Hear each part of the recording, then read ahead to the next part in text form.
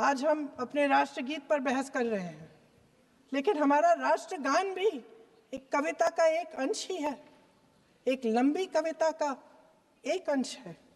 और इन दोनों राष्ट्रगीत और राष्ट्रगान के अंश को चुनने में सबसे बड़ी भूमिका गुरुदेव रविंद्रनाथ टैगोर की थी। वंदे मातरम के स्वरूप पर सवाल उठाना, जिसे संविधान सभा ने स्वीकार किया, न सिर्फ उन महापुरुषों का अपमान करना है जिन्होंने अपने महान विवेक से ये निर्णय लिया, मगर एक संविधान विरोधी मंशा को भी उजागर करता है। क्या सत्ता पक्ष के हमारे साथी इतने अहंकारी हो गए हैं कि अपने आप को महात्मा गांधी जी से, रविंद्रनाथ टैगोर जी से, राजेंद्र प्रसाद जी से, बाबा साहब अंबेडकर जी से, मौलाना आजाद जी से, सरदार पटेल जी से, सुभाष चंद्र बोस जी से बड़ा समझने लग गए हैं? मोदी जी का अपने भाषण में ये कहना कि राष्ट्रगीत को एक विभाजनकारी सोच द्वारा काटा गया, उन सब महापुरुषों का अपमान है जिन्होंने अपना पूरा जीवन इस देश की आजादी की लड़ाई में झोंक दिया। वंदे मातरम को विभाजित करने का आरोप लगाकर आप पूरी संविधान सभा पर आरोप लगा रहे हैं, उसके हर एक नेता को दोषी ठहरा रहे हैं। यह हमारी संविधान सभा और हमारे संविधान का खुला वार है।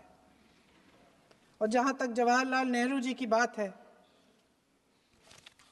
जितनी देर हमारे प्रधानमंत्री देश के प्रधानमंत्री रहे हैं, 12 साल हो गए हैं, लगभग उतने ही सालों के लिए जवाहरलाल नेहरू जी जेल में रहे।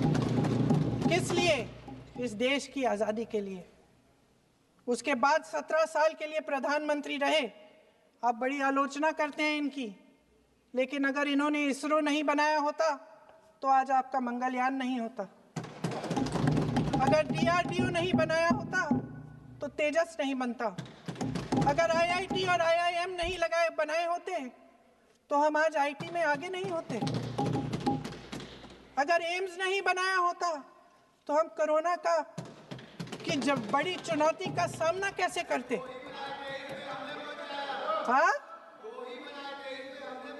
वही बना कुछ भी। इसका मतलब है इस मुद्दे का जवाब नहीं है आपके पास है? अगर इन्होंने BHEL, गेल, सेल, भाखड़ा नंगल ये सब नहीं बनाया होता जो आप सब बेच रहे हैं, तो ये विकसित भारत कैसे बनता? और मत कहिए बाकी। पंडित जवाहरलाल नेहरू इस देश के लिए जिए। सुन लीजिए, बेच लो यार, और बाकी भी बेच देंगे। पंडित जवाहरलाल नेहरू इस देश के लिए जिए और देश की सेवा करते करते उन्होंने दम तोड़ा।